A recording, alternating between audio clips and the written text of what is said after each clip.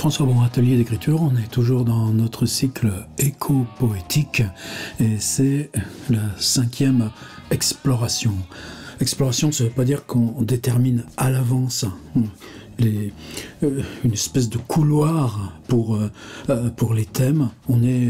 La semaine dernière, on était avec Claire Dutray, vivre en arsenic sur une instance, j'allais dire, négative du monde. Mais c'est là qu'est notre responsabilité.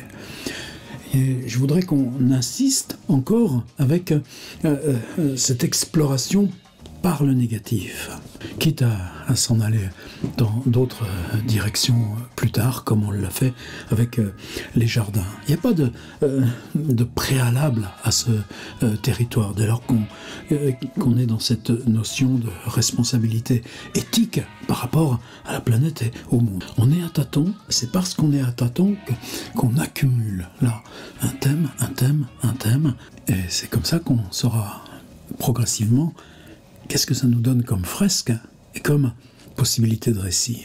C'est pas pour s'ancrer là dans une négativité. Je pense pas que ce soit ça qui définisse là ce livre de Joyce Orman qui s'appelle L'inhabitable.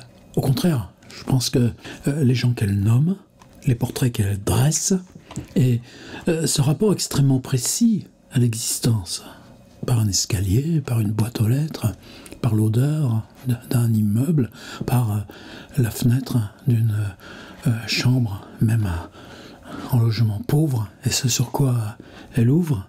Et là, on a à apprendre. On a à apprendre d'un concret qui, lui, justement, est impliqué dans ce grand dehors où il s'agit d'inventer un comportement responsable, alors même que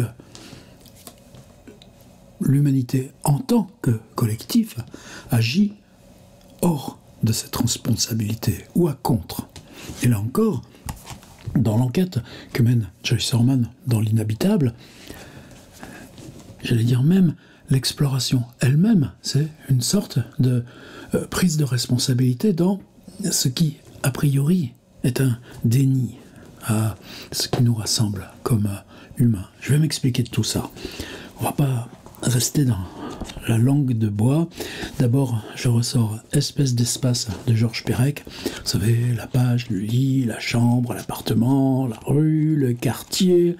Et puis, à mesure qu'on grossit, on arrive à ce chapitre qui s'appelle l'espace. Sur les lignes droites, jouer avec l'espace, la conquête de l'espace.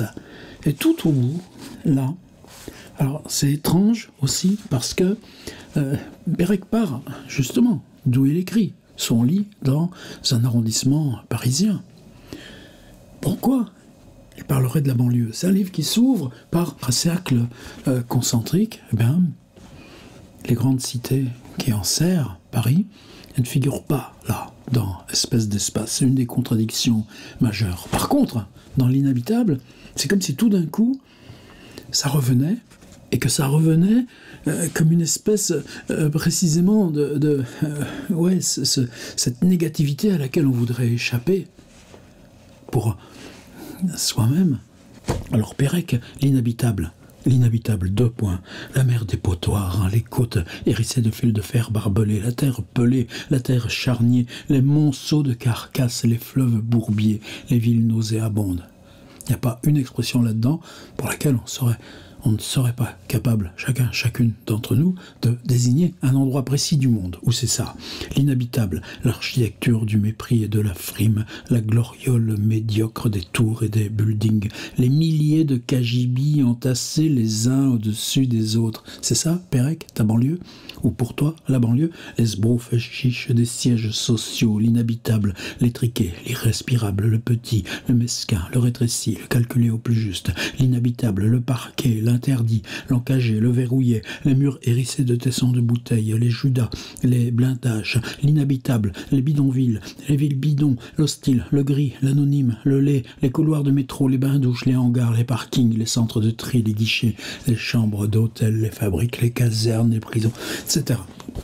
Ça, c'est Georges Perec, et une interrogation quand même qui là aussi nous concerne très centralement pour ce qu'on va écrire, c'est que Pérec, c'est comme une sorte de déni possible en permanence à la question du lyrisme.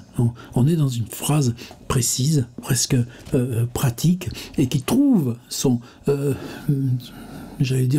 aura poétique, comme dans les Je me souviens, par la précision extrême de ce qu'on désigne. Or, tout d'un coup, là, avec l'inhabitable, c'est quasiment la seule fois où il échappe, toujours en prose, mais l'inhabitable, 2 points.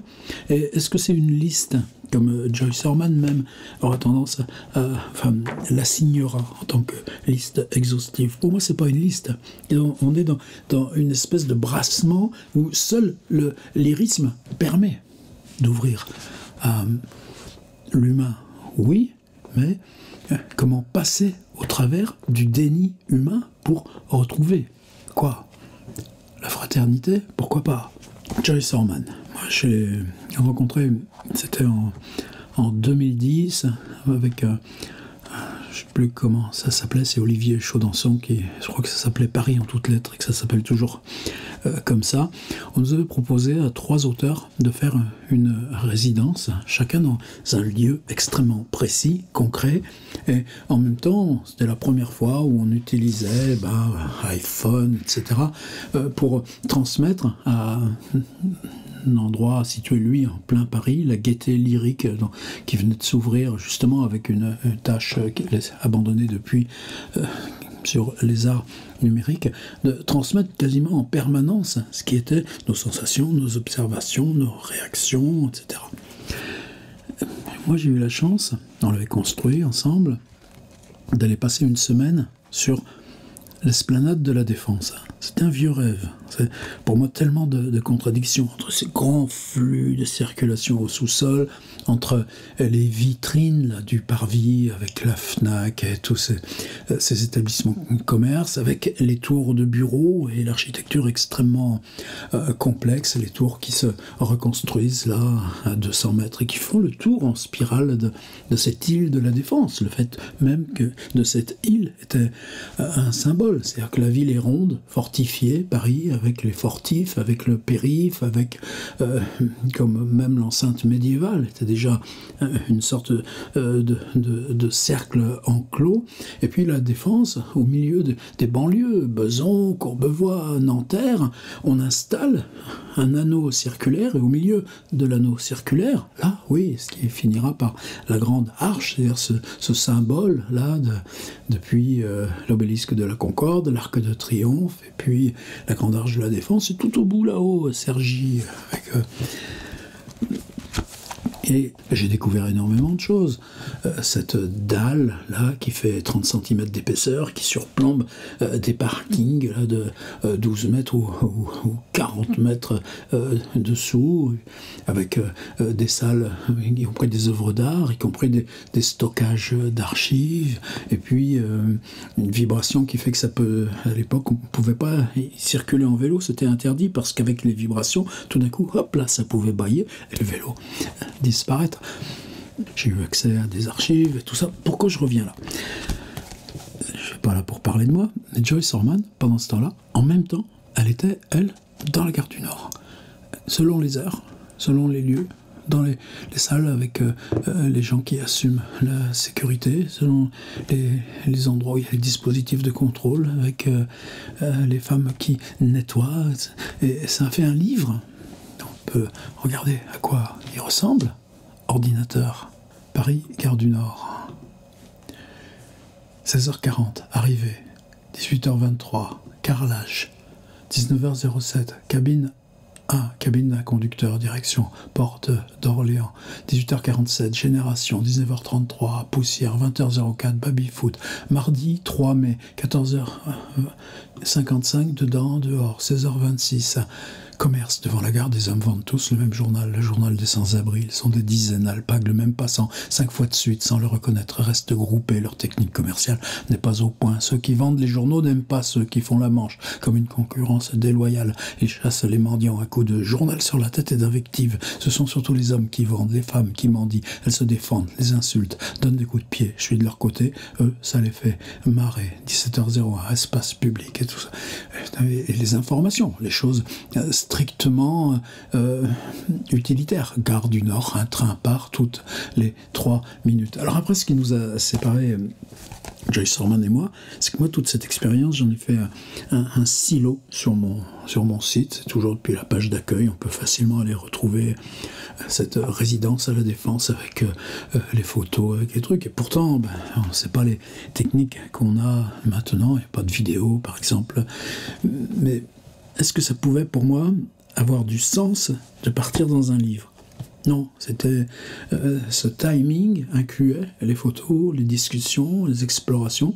Donc j'ai choisi de garder ça sur mon site. Joyce Orman, Gare du Nord, l'Arbalète, Gallimard. Et là, tu crées une valeur symbolique, alors que moi, j'en créais pas. Je crois que c'est la première fois où j'ai senti cette bifurcation. Oui, on prenait le risque du web, même si on n'était pas encore...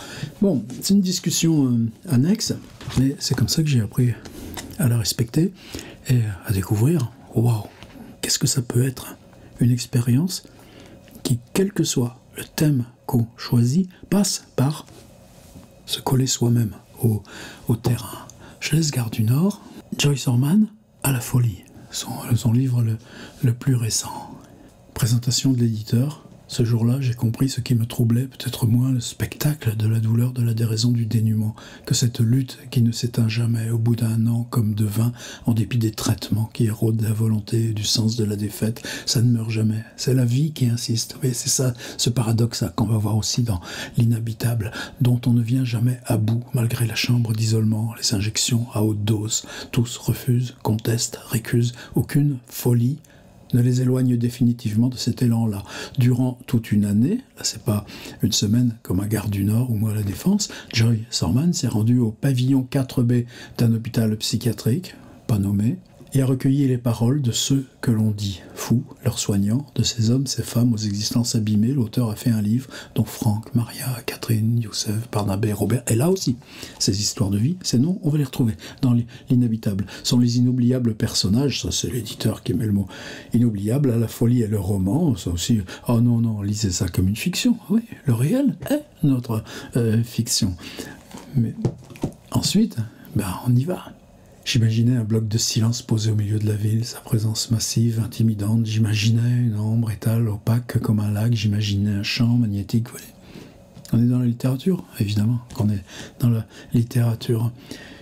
Ensuite, l'expérience. Les 2 agents d'accueil postés derrière une vitre teintée ne m'ont rien demandé après avoir longé un imposant mur d'enceinte, sonné à une grille, passé un sas, sonné à nouveau, le pas à peine ralenti. J'étais donc à l'intérieur, toutes les portes s'étaient automatiquement et bruyamment déverrouillées devant moi. Et ensuite, Franck au pavillon 4B. Ensuite, maléfique Maria, et elle ne connaît pas le Franck. Ensuite, là maintenant, on quitte les personnes, mais c'est les patients, les soignants, les patients, et puis manger, fumer. Ça, c'est pour tout le monde.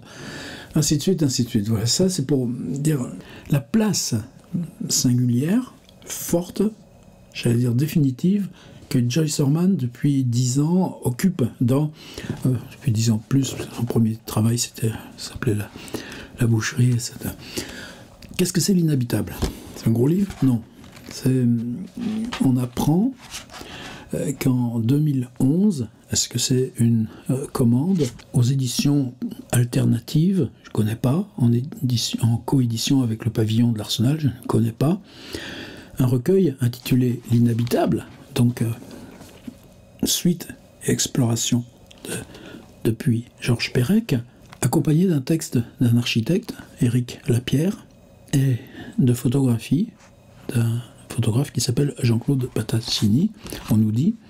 Et là, en 2010, ce qu'a fait Joyce Orman pour ce recueil, c'est aller en lien apparemment avec un organisme qui s'appelle la STIEMP, S-I-E-M-P. Qu'est-ce que ça veut dire? Je ne sais même pas si elle s'en explique. En tout cas, c'est des personnes qui sont en charge d'enquête sociale dans les logements qu'on dit insalubres et qui sont promis à expulsion et relogement. Et ça continue. Je connais au moins une personne qui, dans le sud de l'île Saint-Denis ou dans les zones d'Aubervilliers où sont sédentarisés des gitans depuis longtemps, construisent avec eux et leurs organismes comment la ville progresse, se réaménage. Est-ce qu'on peut le faire avec humanité? Là où c'est aussi le groupe Vinci et tout ça qui sont aux commandes. Et quelles agences, quels dispositifs on construit entre ceux qui ont les décisions politiques, ceux qui ont les décisions budgétaires, et puis le terrain et les vies. Alors, l'agence de gestion intercalaire de la SIEMP a pris en charge cet immeuble, c'est tout ce qu'on saura. La gestion intercalaire est une gestion provisoire dans l'attente de travaux et d'un projet d'aménagement. Elle comprend le suivi des familles en situation de risque sanitaire, et l'hébergement relais entre l'insalubrité et un relogement définitif. Au fur et à mesure des départs, les lots sont murés, gardiennés, vigie, sécurisation, soins.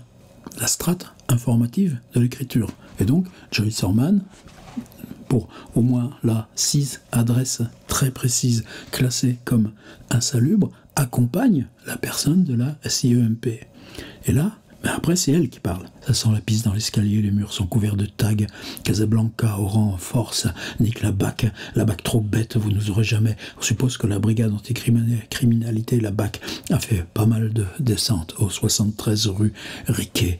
Des couloirs sales étroits mènent aux 70 logements. Le plafond lépreux apparaissent les couches successives de peinture qui se détachent par gros morceaux, les moisissures, etc. Ça fait pas dans la dentelle. Mais si ça fait pas dans la dentelle, est-ce que justement, c'est pas parce que ce qu'on regarde exige que même la crasse, on la prenne avec les mains, qu'on attrape ça, et que le langage, il suinte aussi. C'est pour ça que ce livre est impressionnant. Et impressionnant y compris dans sa modestie. C'est-à-dire, il y a une suite d'adresses, 125 rue du Faubourg du Temple, et je vais bifurquer sur ma proposition d'écriture, 31 rue Ramponneau, 10 rue Matisse, ça c'est l'extrait que je vous propose en téléchargement, il n'est pas très long, et il a cette qualité là, en 6 pages de définir donc les lieux, mais d'associer aux lieux la suite des gens qu'elle croise grâce à la SIEMP. Tchekhov, vous savez, l'île de Sakhaline. Dans les 3 mois qui passent à Sakhaline, qu'est-ce qu'il fait? Il demande à l'administration et on lui prépare 10 000 petites fiches. Et avec ces 10 000 fiches, il va rencontrer, l'île de Sakhaline, c'est grand comme la France, mais c'est une colonie pénitentiaire. Il va remplir pour chaque personne qu'il croise, village par village, colonie par colonie, à qui il a affaire. Quelque part, c'est ça aussi. C'est-à-dire, là, au 10 rue Matisse, ordinateur, Joyce Orman, l'inhabitable, on revient sur la notion d'insalubrité, et là, on descend, l'IPUB n'a pas gardé les titres, la rue du Faubourg du Temple, les adresses là, qui figurent dans le livre, son rapport à Espèce d'espace, ça aussi j'ai mis dans le petit extrait, les dernières pages d'Espèce d'espace de Pérec sont consacrées à l'inhabitable, comme souvent l'auteur en fait une liste insistante. C'est là où je disais tout à l'heure que c'est pas exactement la liste, ce texte. C'est comment l'accumulation même des mots, l'étrique, l'irrespirable, petit, le mesquin, le rétréci, le calculé au plus juste, donne à voir un fragment de monde. Et là, cette 10 rue Matisse, ce 10 rue Matisse, Sarah, la chargée de mission, que j'accompagne, donc la SIEMP, ce matin me prévient, l'immeuble de la rue Matisse est un des plus difficiles. Alors, le descriptif, dans l'entrée de l'immeuble, un mur de boîte aux lettres défoncé sur lesquels les noms sont inscrits au feutre, le papier entoilé se détache du plafond, c'est un tout petit truc. Je suis sûr que vous avez tout près dans vos étagères de Rilke, les cahiers de Malte Lauritz Brieg. Vous savez que cette période-là où Rilke il a 20 ans, il a laissé à Berlin sa femme, son bébé, et il va être à Paris, la chance, secrétaire de Rodin. Il ne supporte pas la façon dont Rodin le traite. Et quoi ça sert là d'être dans Paris, poète?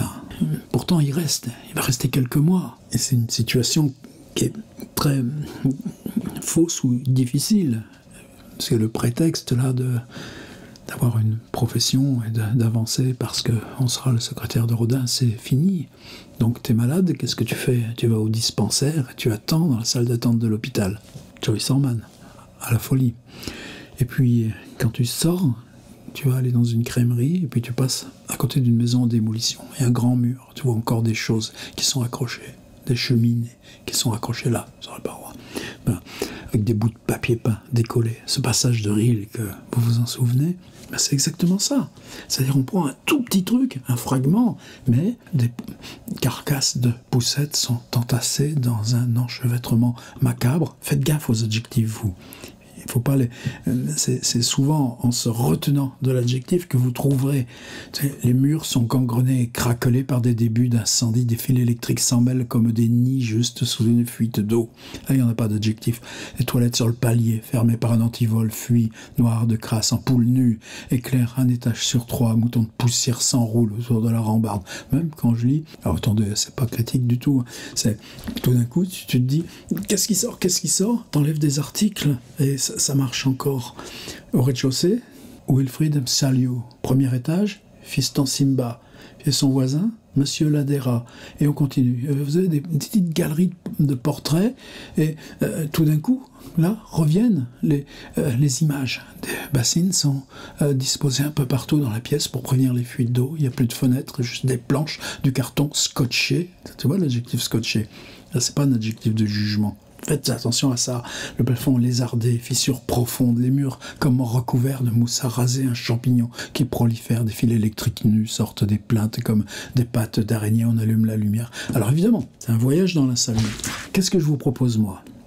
Il manque encore une petite pièce du puzzle. La petite pièce, c'est que dans chacune de ces explorations, donc pour chaque adresse qu'explore là, en accompagnant la personne de cette SIEMP, Joyce Orman, 31 rue Ramponneau ou 10 rue Matisse, ça, c'est un travail qu'elle a fait en 2010 pour cette revue, avec cette suite-là de textes publiés avec un architecte et un photographe. Il s'agit de quoi? De dénoncer, de faire un constat, c'est pas rien. Combien il y a de ces incendies avec des morts dans ces endroits-là?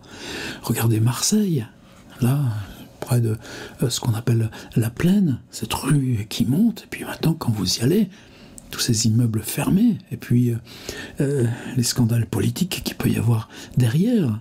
Donc c'est pas loin de nous, et c'est pas simplement dire tiens je vais voir dans ces bas-fonds de Paris la cousine bête, où est-ce qu'elle habitait elle, ou les Thénardier dans Les Misérables. Et on n'est pas dans quelque chose qui serait là tout d'un coup se faire plaisir en allant voir ce qui sent mauvais.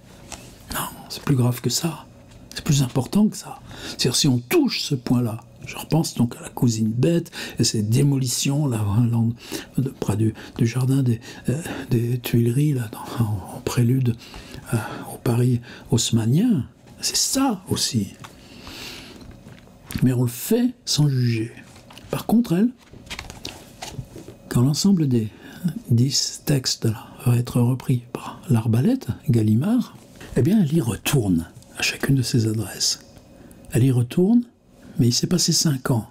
Ça veut dire que les gens sont partis, ils ont été relogés, elle ne connaît plus personne, et les lieux ont été réhabilités ou reconstruits 5 ans plus tard. Belleville n'a pas changé, même si quelques bars et restaurants ont un peu embourgeoisé le quartier. Au 31, je retrouve l'impasse, qui débouche désormais sur une impressionnante résidence, un bâtiment flambant neuf à la façade de briques et carreaux blancs, agrémenté de verdure et de bambous, traversé par une charmante rue intérieure. Vous voyez l'antéposition de l'adjectif, comme tout d'un coup, il devient vivant.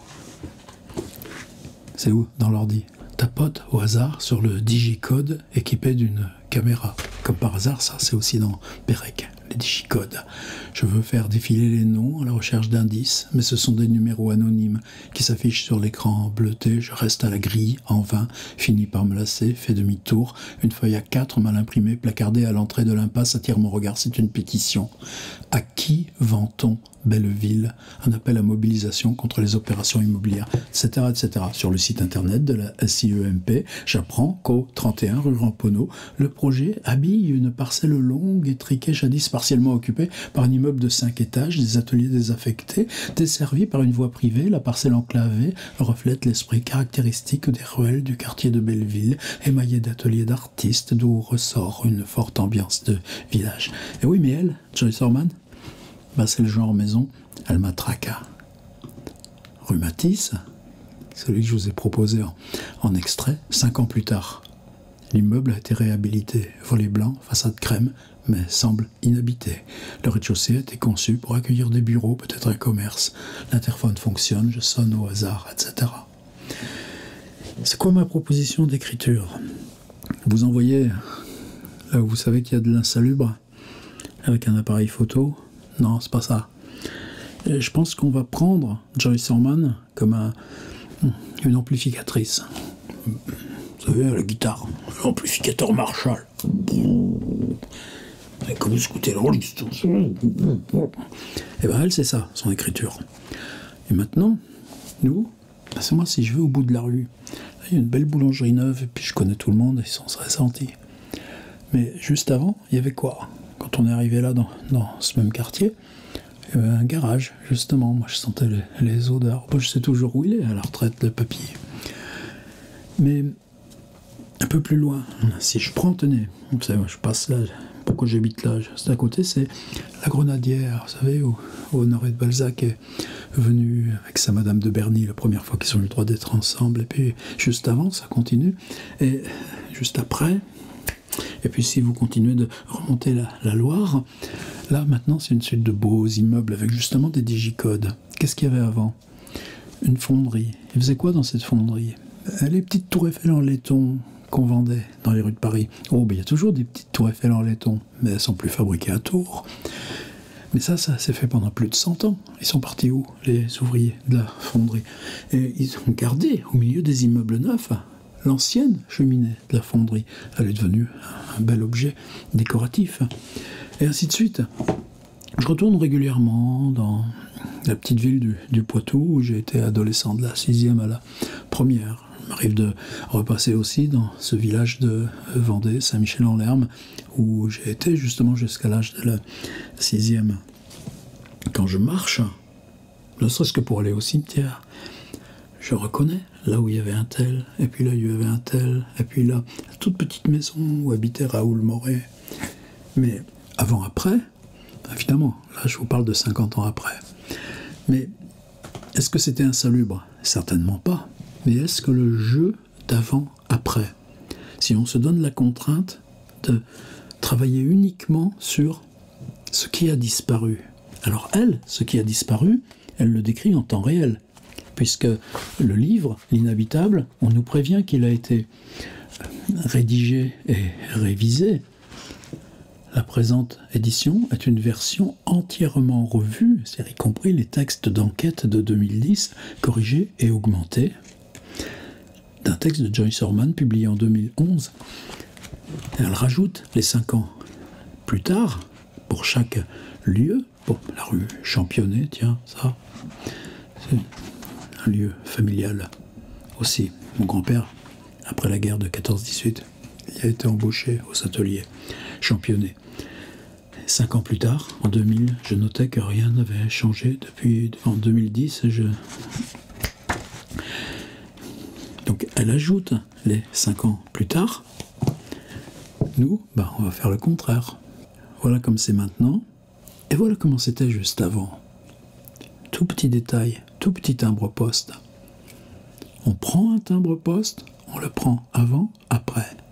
Et à quoi? Qu'est-ce qu'elle nous donne comme indice, comme outil, Joyce Orman? Elle nous dit les lieux, les gens, les noms. Et puis, comment ça s'est passé quand j'y étais? Voilà. À vous de choisir un lieu pour vous significatif. C'était comme ça, à ce moment-là, c'est comme ça, maintenant. Et c'est dans cette opposition-là qu'on va travailler. Et pas avec des généralités. Et méfiez-vous donc aussi des adjectifs. Il n'y a aucune instance de jugement. Reprenez dans Rilke, Cahiers de Malte, Laurence Brigg, ce mur de maison en démolition et cette scène-là, c'est au tout début du livre, bien avant la mort du grand-père et puis la main qui rampe par terre. Cette scène de l'attente dans la salle d'hôpital.